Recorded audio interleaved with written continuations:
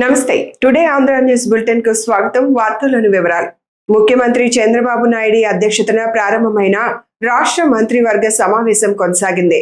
అమరావతిలోని రాష్ట్ర సచివాలయంలో జరుగుతున్న మంత్రివర్గ సమావేశంలో రాష్ట్ర ప్రభుత్వ ప్రధాన కార్యదర్శి జి సాయి ప్రసాద్ తో పాటు మంత్రులు, ఇతర అధికారులు పాల్గొన్నారు. పలు కీలక అంశాలకు సంబంధించి సమావేశంలో మంత్రివర్గం చర్చించారు.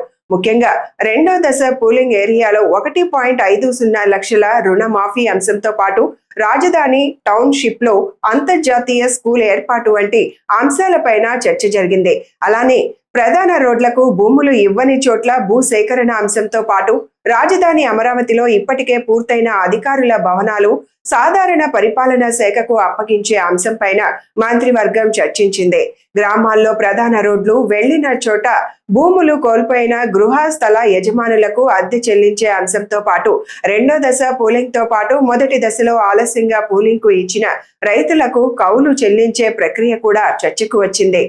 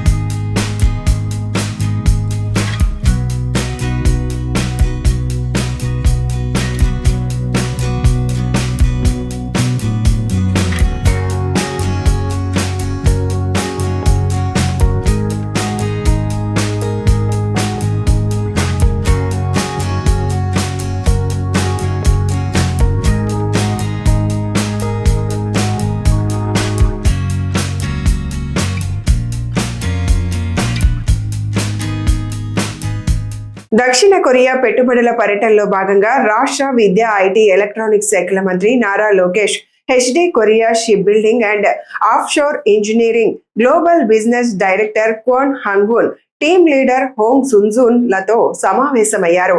ఈ సందర్భంగా ఆంధ్రప్రదేశ్ లో సముద్ర రవాణా, షిప్ బిల్డింగ్ పెట్టుబడుల అవకాశాలపై చర్చించారు. ఈ సందర్భంగా మంత్రి లోకేష్ మాట్లాడుతూ పారిశ్రామిక ఆఫ్షోర్ ఇంజనీరింగ్ స్థాపనకు ప్రపంచ స్థాయి అవకాశాలను ఆంధ్రప్రదేశ్ ఇస్తున్న ప్రత్యేక ప్రయోజనాలను వివరించారు. సుమారు 1053 కిలోమీటర్ల సుదీర్ఘ తీర ప్రాంతంతో భారత తూర్పు తీరంలో ఏపీ వ్యూహాత్మక ప్రాంతంగా ఉందన్నారు. ప్రస్తుతం పనిచేస్తున్న 6 పోర్ట్లతో పాటు కొత్తగా రాబోయే డీప్ వాటర్ పోర్ట్లు ప్రపంచ స్థాయి logistic infrastructure, industrial eco system, పెట్టుబడిదారులకు అనుకూల పాలసీలు ఏపీ ప్రత్యేకతలుగా చెప్పారు.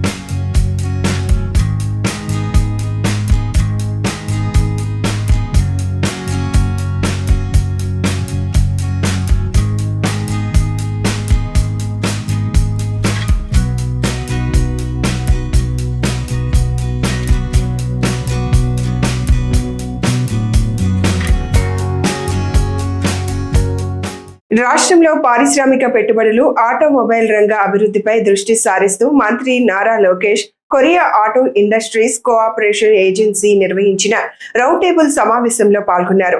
ఈ సమావేశంలో ఆంధ్రప్రదేశ్ లో ఆటోమొబైల్ ఆటో కాంపోనెంట్స్ తయారీ, ఎలక్ట్రిక్ వాహనాల రంగంలో పెట్టుబడుల అవకాశాలు, పరిశ్రమలకు అవసరమైన మౌలిక సదుపాయాలు, నైపుణ్యాభివృద్ధి, పారిశ్రామిక అనుకూల విధానాలపై చర్చించారు. పెట్టుబడిదారులకు రాష్ట్ర ప్రభుత్వం పూర్తి సహకారం అందిస్తుందని మంత్రి నారా లోకేష్ హామీ ఇస్తూ ఆంధ్రప్రదేశ్ను ఆటోమొబైల్ తయారీ కేంద్రంగా తీర్చిదిద్దేందుకు ప్రభుత్వం కట్టుబడి ఉందని పేర్కొన్నారు. అలాగే కొరియా కంపెనీలు రాష్ట్రంలో పెట్టుబడులు పెట్టాలని ఆహ్వానించారు.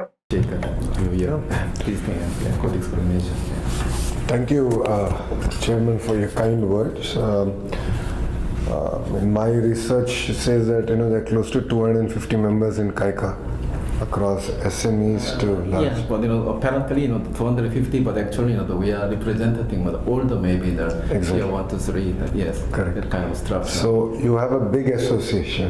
Should be, and then yes. And for us, the interest is we would love, as you've suggested, we can host KAIKA members in Andhra Pradesh, and we can show all the members around the opportunities, and they can visit. Of course, Kia is there, and even beyond Kia, the other companies can come meet, like Royal Enfield and various other players, and that's a good opportunity we should explore. Also very exciting skill development in the state. That's a big thrust area, especially for me. That's my core portfolio also. So, I look forward to your help and guidance on how can we create a vibrant base and upgrade the skills of our children in the state of Andhra Pradesh. And as you said, we will have frequent meetings, Chairman, and from the Economic Development Board, which Mr. Shanmohan is heading, we are going to have a dedicated desk for South Korea, so that we can have a point of contact who will periodically visit South Korea, and over a period of time we actually want a person to be from Economic Development Board to be based out of South Korea, so that you can have a more frequent interaction. You'll understand where opportunities are in my state. With regards to having an institutional mechanism to ensure that contracts are honored and there is consistency, we have started this already with 4 private arbitration mechanism with MSMEs. So we will evaluate it further, and definitely we take your feedback on this also. Chennai-Bangalore road, Jugaad, we will get it done. Regarding to GST was one point, and the second, specifically I raised that fiscal incentives given on energy and all. One round we cleared. Now, as I shared, from this quarter, so end of July. Yeah. No, starting from July. Starting from July, every quarter we'll clear the incentive. So we are committed to that. Yes, 5 years we had a problem because of change of government, but now it's clear. There is no ambiguity. We will deliver on the commitments made by us. పేదలకు అందాల్సిన ration బియ్యం అక్రమంగా పక్కదారి పడుతోందని గుంటూరు పశ్చిమ MLA Galla Madhavi ఆందోళన వ్యక్తం చేశారు. Ration షాపుల వద్ద సీసీ కెమెరాలు ఏర్పాటు చేయాలని గతంలోనే జిల్లా కలెక్టర్ను కోరినట్లు తెలిపారు. కొంతమంది రేషన్ డీలర్లు అక్రమాలకు పాల్పడుతూ ప్రభుత్వానికి చెడ్డ పేరు తీసుకొస్తున్నారని ఆరోపించారు. వారం క్రితం నల్లకుంట ప్రాంతంలో రేషన్ బియ్యం సక్రమ సరఫరాకు ఆటంకం కలిగించే ప్రయత్నాన్ని అడ్డుకున్నామని, తాజాగా తమ ఇంటి సమీపంలో కూడా రేషన్ బియ్యం అక్రమ రవాణాను అడ్డుకున్నామని వెల్లడించారు. కొంతమంది సిండికేట్ గా ఏర్పడి పేదల కోసం ఉద్దేశించిన బియ్యాన్ని అక్రమంగా తరలిస్తున్నారని ఆరోపించిన ఎమ్మెల్యే ఈ వ్యవహారంలో కస్తూరి శ్రీను, అనిల్ అనే వ్యక్తులు రేషన్ అక్రమాలకు పాల్పడుతున్నారని పేర్కొన్నారు. ఈరోజు పేదలకు అందాల్సిన బియ్యం ఇలా పక్కదారి పట్టిపోవడం అనేది మంచి పద్ధతి కాదు. ఇది అనేక మార్లు మరి గత 8 నెలల క్రితమో సంవత్సరం క్రితమో నేను అధికారుల దృష్టికి తీసుకెళ్ళి ప్రతి రేషన్ కొట్టులో ఒక సీసీ కెమెరా ఏర్పాటు చేస్తే కొంత డీలర్లకు భయం ఉంటుంది, ఇది పక్కదారి పట్టేపోయే పరిస్థితి ఉండదు, దళారీ వ్యవస్థ ఇందులోకి జోక్యం చేసుకునే పని అవసరం ఉండదు అన్న ఉద్దేశంతో ఏర్పాటు చేయాలి అని చెప్పి కలెక్టర్ గారికి కూడా విన్నవించుకోవడం జరిగింది. అప్పటి నుంచి ఇప్పటిదాకా కూడా అనేక సమీక్షలు డీలర్లతో కానివ్వండి, అధికారులతో కానివ్వండి, పోలీస్ శాఖ వారితో కానివ్వండి, ఇటు రేషన్ని మనకి దొరికిన కాంట్రాక్టర్లతో కానివ్వండి, ఇలా అందరితో కూర్చుని అనేక రివ్యూ మీటింగులు పెడుతూ వాళ్ళని ప్రతిసారి కూడా హెచ్చరిస్తూ ఉండడం జరిగింది. కొన్ని రేషన్ డీలర్లు దీన్ని బాధ్యతాయుతంగా తీసుకొని కొంతమంది సీసీ కెమెరాలు కూడా ఏర్పాటు చేయడం జరిగింది. అయితే కొంతమంది ఇంకా గత ప్రభుత్వ వాసనలు వదలకుండా ఎట్లా పట్టి అట్లాగా యథేచ్ఛగా చేయొచ్చు అన్న ఒక భావన ఉందో, మరి లేకపోతే వారికి నిజంగానే ఒక ప్రభుత్వం ఇలాంటి చర్యల మీద భయం లేదో తెలియదు, కానీ ఇవి ఆగకుండా జరుగుతున్నాయి. ఒక వారం 10 రోజుల క్రితమే నల్లకుంట ప్రాంతంలో మా నాయకుల చేతనే ఇలాగా దాదాపుగా 150 బస్తాల ట్రక్ని ఇలాగే పట్టుకోవడం జరిగింది.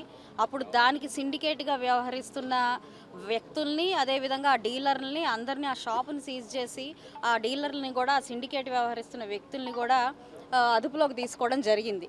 అయినప్పటికీ ఆ తర్వాత మేము రివ్యూ మీటింగులు పెట్టి ఇటు పోలీస్ అధికారులు, ఈ రేషన్ పంపిణీ వ్యవస్థలో ఉన్న అధికారులు, అదేవిధంగా డీలర్లతో కూడా ఒక మీటింగ్ పెట్టి ఖచ్చితంగా సీసీ కెమెరాలను ఏర్పాటు చేయాలి అని చెప్పి అడగడం జరిగింది.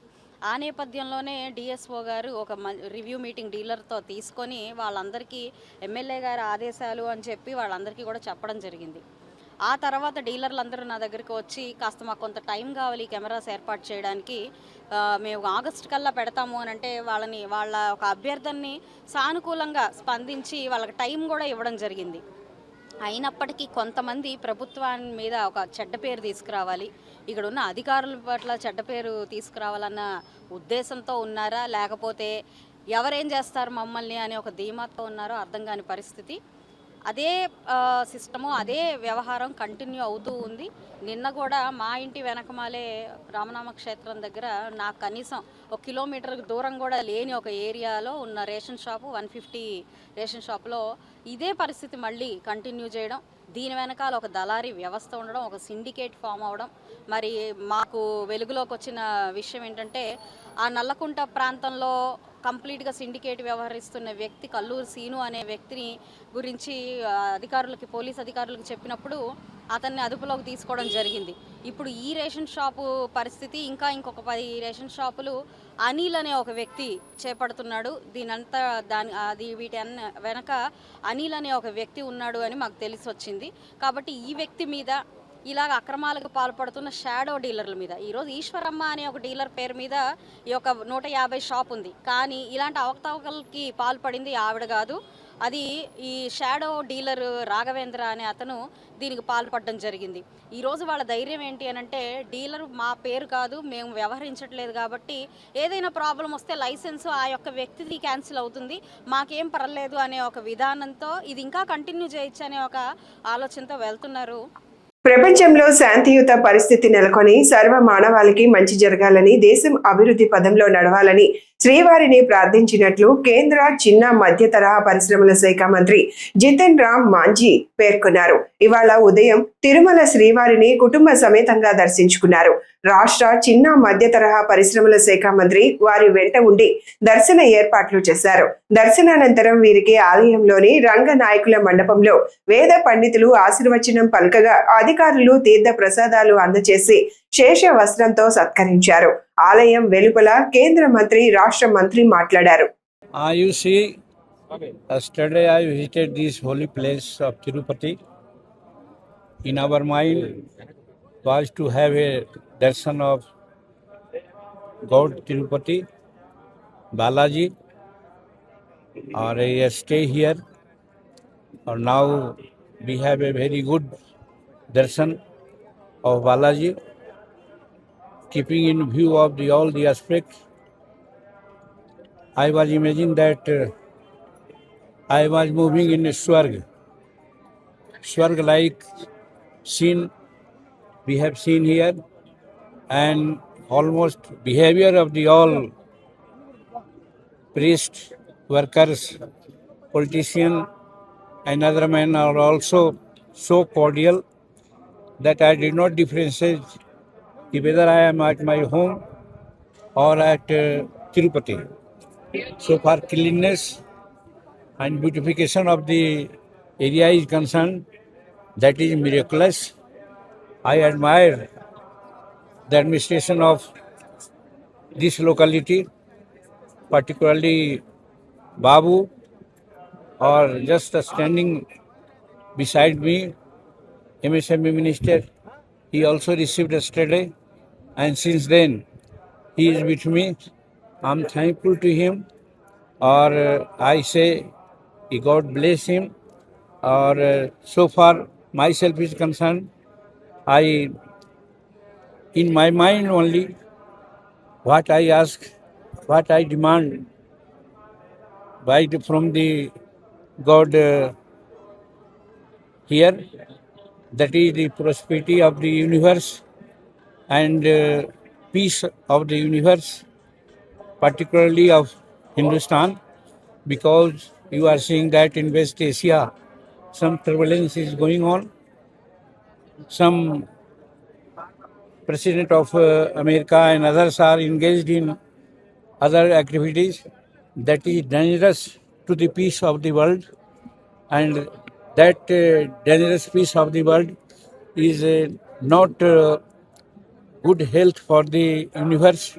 So I pray to God, Mr. Balaji, that you keep them so that their mind be cool and peace be maintained in the world, and particularly the inhabitants of the locality. I pray to him that you give them such kind of feelings they are now behaving. There is cordial behavior, no differences of caste, creed and religion. That's why it is a unique space, as I feel. This is my feeling. గత 2 ఏళ్లలో ప్రభుత్వం అమలు చేసిన సంక్షేమ అభివృద్ధి కార్యక్రమాల ఫలితంగా రాష్ట్రంలో ప్రతి ఇంటికి సంక్షేమం చేరిందని, ప్రజల్లో సంతృప్తి, సంతోషం పెరిగిందని నీలాయపాలెం విజయ్ కుమార్ అన్నారు. మీడియా సమావేశంలో ఆయన మాట్లాడుతూ, ప్రభుత్వం ఎన్నికల హామీల అమలుకు ప్రాధాన్యం ఇస్తూ వివిధ సంక్షేమ పథకాలను పారదర్శకంగా అమలు చేస్తోందని తెలిపారు. ప్రజల జీవన ప్రమాణాలను మెరుగుపరచడమే ప్రభుత్వ ప్రధాన లక్ష్యమని పేర్కొన్నారు. అభివృద్ధి, సంక్షేమం రెండింటినీ సమన్వయం చేస్తూ ప్రభుత్వం ముందుకు సాగుతోందని, ప్రజల విశ్వాసాన్ని నిలబెట్టుకునే విధంగా పాలన కొనసాగుతోందని విజయ్ కుమార్ అన్నారు. రాష్ట్ర ప్రగతికి ప్రతి ఒక్కరూ భాగస్వాములు కావాలని ఆయన పిలుపునిచ్చారు. ప్రధానంగా ఉండే ఒక 12 పథకాలు తీసుకున్నాం. తీసుకొని ఆ యొక్క 12 పథకాలు ఎంత సంక్షేమాన్ని కూటమి ప్రభుత్వం ప్రజలకు అందించింది, ఆంధ్రప్రదేశ్ ప్రజలు కూటమి ప్రభుత్వంలో ఎంత సంక్షేమాన్ని అనుభవించారు, ఏ విధమైన మార్పును తీసుకున్నారు, ఎంత ఆనందంగా జీవిస్తున్నారు, ఈ 3 ప్రధాన విషయాల్ని డీల్ చేయాలని ఈ యొక్క ప్రెస్ కాన్ఫరెన్స్ ప్రధానమైన లక్ష్యం.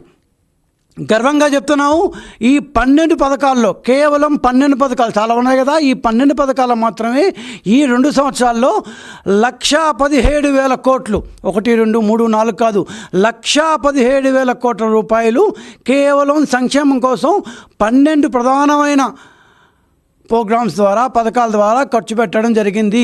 ఈ యొక్క పథకాలన్నీ డీబీటీ కావచ్చు, సేవల రూపంలో కావచ్చు, అన్న క్యాంటీన్ రూపంలో కావచ్చు, ఫ్రీ బస్ రూపంలో కావచ్చు, అన్నదాత సుఖీభీమ రూపంలో కావచ్చు, పెన్షన్ రూపంలో కావచ్చు, రకరకాలుగా 12 మేజర్ ప్రోగ్రామ్స్, 12 ప్రధానమైన ప్రోగ్రామ్స్ ద్వారా 1,17,000 కోట్ల రూపాయలు కేవలం సంక్షేమం కోసమే తెలుగుదేశం కూటమి ప్రభుత్వం ఆంధ్రప్రదేశ్ ప్రజల బడుగు బలహీన వర్గాల కోసం, పేదవారి కోసం ఖర్చు పెట్టడం జరిగింది.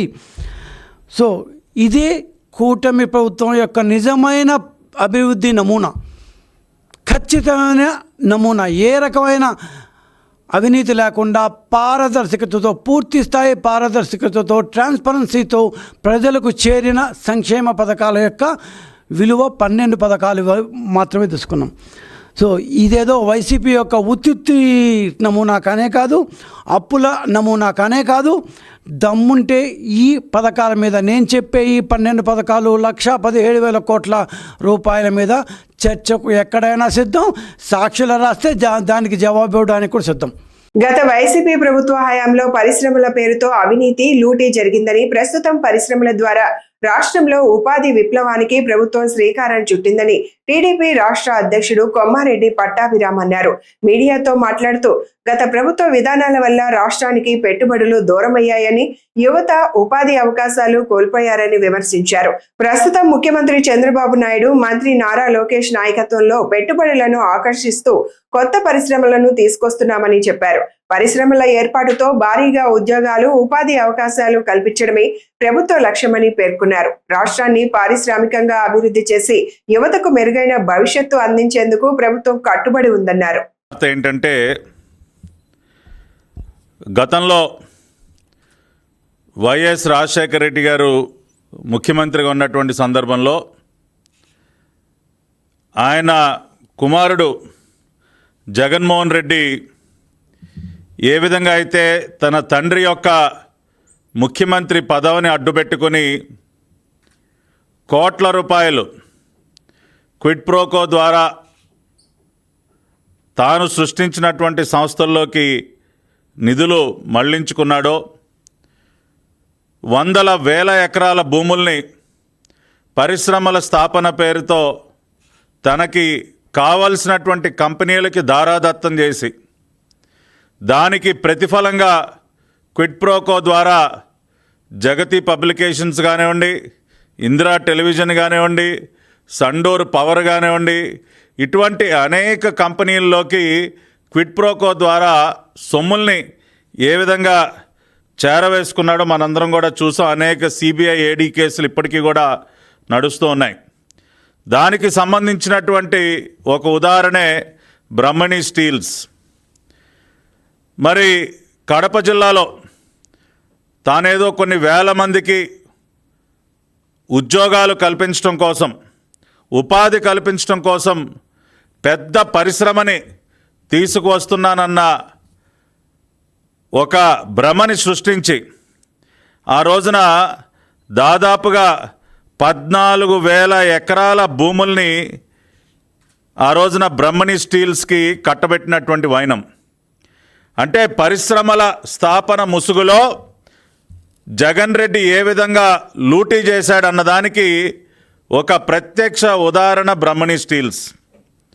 మొన్న మధ్యనే మరి గౌరవ ముఖ్యమంత్రి వర్యులు చంద్రబాబు నాయుడు గారి చేతుల మీదుగా కడప జిల్లాలో మరి జిందాల్ కంపెనీ వారి సహకారంతో ఏర్పడుతున్నటువంటి స్టీల్ ప్లాంట్కి చంద్రబాబు నాయుడు గారి చేతుల మీదుగా శంకుస్థాపన జరిగినటువంటి కార్యక్రమాన్ని మనం కళ్ళారా చూసాం. ఈ రోజున ఎన్డీఏ ప్రభుత్వం చంద్రబాబు నాయుడు గారి సారథ్యంలో, నరేంద్ర మోదీ గారి సహకారంతో పెద్ద ఎత్తున పరిశ్రమలు తీసుకొచ్చి ఉపాధి కల్పిస్తూ, సంపద సృష్టిస్తూ ఒక ఉపాధి విప్లవానికి నాంది పలికితే, నారా లోకేష్ గారు చేస్తున్నటువంటి అవిశ్రాంతమైనటువంటి కృషి వల్ల ఈ రోజున పెద్ద ఎత్తున పెట్టుబడులు వచ్చే ఒక ఉపాధి విప్లవం ఈ రోజున మన కళ్ళెదురుగుండా కనపడుతూ ఉంటే, గతంలో రాజశేఖర రెడ్డి ముఖ్యమంత్రిగా ఉన్న సమయంలో కానీ, జగన్మోహన్ రెడ్డి ముఖ్యమంత్రి అయిన తర్వాత కానీ ఉపాధి సృష్టి పేరుతో లూటీ జరిగినటువంటి పరిస్థితికి బ్రహ్మణి స్టీల్స్ వ్యవహారమే ఒక ప్రత్యక్ష ఉదాహరణ. ఒక్కసారి మనం దీని పూర్వపరాల్లోకి వెళ్ళినట్లయితే, మరి కడప జిల్లాలో స్టీల్ ప్లాంట్ ఏర్పాటు పేరుతో 14,000 ఎకరాల భూమిని, జమ్మలమడుగు దగ్గర 14,000 ఎకరాల భూమిని ఆ రోజున వైఎస్ రాజశేఖర రెడ్డి ప్రభుత్వం జీవో నంబర్ 785 డేటెడ్ 8/6/2007 ద్వారా ఆ రోజున బ్రహ్మణి స్టీల్స్కి కేటాయించడం జరిగింది. అంగన్వాడీ వర్కర్లు, హెల్పర్ల సమస్యలను పరిష్కరించాలని కోరుతూ AP anganwadi workers and helpers union Guntur జిల్లా కమిటీ ఆధ్వర్యంలో శుక్రవారం గుంటూరు కలెక్టర్ కార్యాలయం వద్ద ధర్నా నిర్వహించారు. ఈ సందర్భంగా నిరసన వ్యక్తం చేస్తున్న అంగన్వాడీలు కలెక్టర్ కార్యాలయం వైపు వెళ్లేందుకు ప్రయత్నించగా పోలీసులు అడ్డుకోవడంతో ఇరు వర్గాల మధ్య కొద్దిసేపు తోపులాట చోటు చేసుకుంది. పరిస్థితి స్వల్ప ఉధృతంగా మారిన పోలీసులు ఆందోళనను అదుపులోకి తీసుకొచ్చారు. అంగన్వాడీ వర్కర్లు, హెల్పర్లకు కనీస వేతనం 26,000 నిర్ణయించాలని, పెన్షన్, పిఎఫ్, ఈఎస్ఐ వంటి సామాజిక భద్రతా పథకాలు అమలు చేయాలని, 2019 నుంచి పెంచని వేతనాలను వెంటనే సవరించాలని యూనియన్ నాయకులు డిమాండ్ చేశారు. అనంతరం తమ సమస్యలపై ప్రభుత్వం వెంటనే స్పందించి గతంలో ఇచ్చిన హామీలను అమలు చేయాలని కోరుతూ జిల్లా కలెక్టర్కు వినతి పత్రం సమర్పించారు. 1000 రూపాయలు పెంచారు. ఈయన ప్రభుత్వం 2.5 సంవత్సరాలు అయింది వచ్చి. ఈ 2.5 సంవత్సరాల్లో కూడా మాకు ఇంటి దగ్గరకు వచ్చి మేము 42 సంవత్సరాలు నిరసన చేస్తే 42 రోజుల్లో కూడా ఇంటి దగ్గరకు వచ్చి మేము మీకు న్యాయం చేస్తాము, మాకు ఓటేయండి అని అడిగారు. ఈ ప్రభుత్వం అడిగారు, సరే అని చెప్పి అన్నాం. అయినా కానీ 2.5 సంవత్సరం అయినా కానీ మా వైపు తిరిగి కూడా చూడలేదు. మేము ఆకలితో అల్లాడిపోతున్నాం. ఇక్కడ భర్త చనిపోయిన వాళ్ళు అంగన్వాడీలో ఎంతో అల్లాడుతున్నారు. మరి 7,000 రూపాయలకి మేము అంగన్వాడీ ఆయాలుగా ఎంత బ్రతుకుతాము చెప్పండి. ఆ 7,000 రూపాయలు ఇస్తున్నారు. 7,000 రూపాయలకి ఏం వస్తాయి? మాకు అద్దెలే వస్తాయా, ఇళ్ళ పాలతో వస్తాయా, ఇంటి బియ్యానికే వస్తాయా, పిల్లల స్కూల్స్కే వస్తాయా, దేనికి వస్తాయా అంగన్వాడీ? అందుకని మేము కోపంతో ఈరోజు నిరసన తెలియజేస్తున్నాం. అంతేనండి. వేంపల్లి చాగలమర్రి జాతీయ రహదారి 440 విస్తరణ పనులు 3 ఏళ్లు గడిచినా ప్రారంభం కాకపోవడంతో కాంగ్రెస్ నేత మాజీ రాజ్యసభ సభ్యుడు డాక్టర్ నర్రెడ్డి తులసిరెడ్డి ఆందోళన వ్యక్తం చేశారు. భూసేకరణ పూర్తి కాకపోవడమే ఆలస్యానికి కారణమని పేర్కొన్నారు. జిల్లా యంత్రాంగం ప్రత్యేక చొరవ తీసుకుని భూసేకరణ పూర్తి చేసి పనులను వెంటనే ప్రారంభించాలని ప్రభుత్వాన్ని కోరారు. రాష్ట్రంలో కూటమి ప్రభుత్వం ప్రత్యేకించి కడప జిల్లా అధికార యంత్రాంగం ముద్దు నిద్ర నిద్రపోతూ ఉంది. దానికి చక్కని ఉదాహరణ వేంపల్లి, ఎర్రగుంట్ల, ప్రొద్దుటూరు, చాగలమర్రి రోడ్డు విస్తరణ పనులు. ఈ మార్గాన్ని 440 NHగా కేంద్ర ప్రభుత్వం ప్రకటించింది. కొన్ని చోట్ల 2 వరుసలు, కొన్ని చోట్ల 4 వరుసల రోడ్డుగా దీనికి మంజూరు చేసింది. వేంపల్లి, వీరప్రాయనపల్లి, ఎర్రగుంట్ల, ప్రొద్దుటూరు, కొర్రపాడు, రాజుపాలెం, చాగలమర్రి. ఈ రోడ్డు పొడవు 78.95 కిలోమీటర్లు. దీని ఎస్టిమేట్ వాల్యూ 1,321 కోట్ల రూపాయలు. టెండర్స్ కూడా పిలవడం జరిగింది. NSPR constructions India private limited అనే కంపెనీ టెండర్ దక్కించుకుంది. 2023-24 ఆర్థిక సంవత్సరంలో మంజూరైంది. ఇంతవరకు పనులు ప్రారంభం కాలే. 3 ఏళ్ళు అవుతా ఉంది. కారణం భూసేకరణ పూర్తి కాలే. జిల్లా రెవెన్యూ యంత్రాంగం భూసేకరణ పూర్తి చేసి ఇస్తే తప్ప కాంట్రాక్టరు పనులు ప్రారంభించలేడు. జిల్లా రెవెన్యూ యంత్రాంగం భూసేకరణ పూర్తి చేయని కారణంగా నిలిచిపోయింది.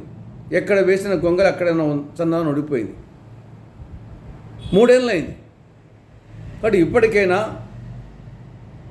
జిల్లా రెవెన్యూ యంత్రాంగం మొద్దు నిద్ర నుండి మేల్కొని వీలైనంత త్వరగా భూసేకరణ పూర్తి చేయాలని, తద్వారా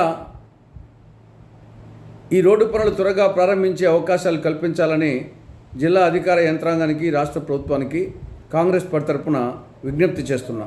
గిరిజన విద్యార్థులు తమలోని అపారమైన ప్రతిభను వెలికితీసి ఉన్నత లక్ష్యాలను నిర్దేశించుకొని కృషి చేస్తే దేశ భవిష్యత్తును తీర్చిదిద్దే నాయకులుగా సమాజానికి ఆదర్శంగా ఎదగగలరని రాష్ట్ర గవర్నర్ శివప్రతాప్ శుక్లా అన్నారు.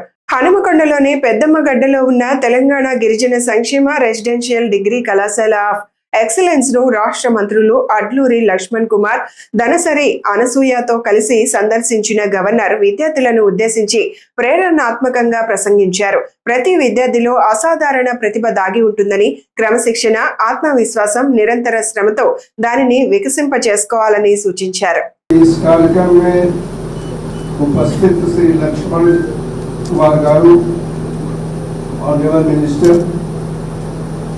श्रीमती श्रीतक्का गारू, पत्नी principal of this school, district collectors, मुझे अत्यंत प्रसन्नता हुई।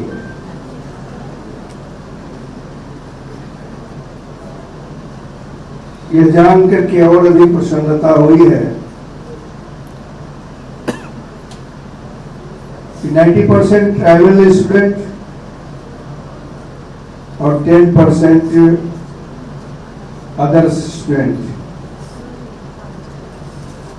बिना किसी बाहरी कोचिंग के IIT में भी सेलेक्ट हो रहे हैं, MBBS में भी सेलेक्ट हो रहे हैं, JEE में भी सेलेक्ट हो रहे हैं, और लेकिन यह बच्चे उसमें सबसे आगे हैं।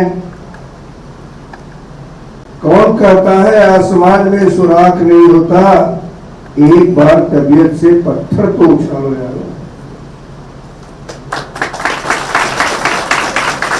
उन्होंने अपने प्रतिभा से साबित कर दिया है कि जेई मेंस हो,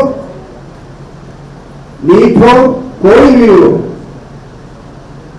हमारे सामने किसी भी प्रकार की बाधा नहीं आएगी, हम सिलेक्ट होंगे ही सिलेक्ट होंगे। जब उत्साह होता है,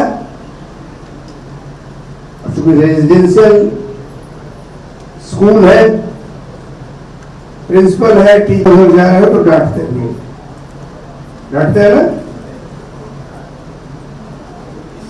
उनकी डांट ही तुम्हारे जीवन के लिए सर्वोत्तम है। ఈ వార్తలు ఇంతటితో సమాప్తం. నమస్కారం.